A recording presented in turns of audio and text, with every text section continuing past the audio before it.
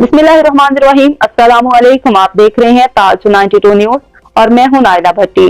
शामिल करते हैं आज की अहम खबरें।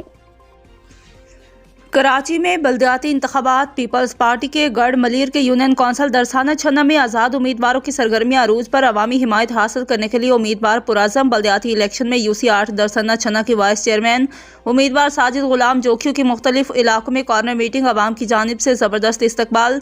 हमारा मकसद लोगों की खिदमत करना है। अवाम के बुनियादी मसाइल सालों से हल नहीं हो रहे, उनको हल कराने की कोशिश की जाएगी। साजिद गुलाम जोखियों।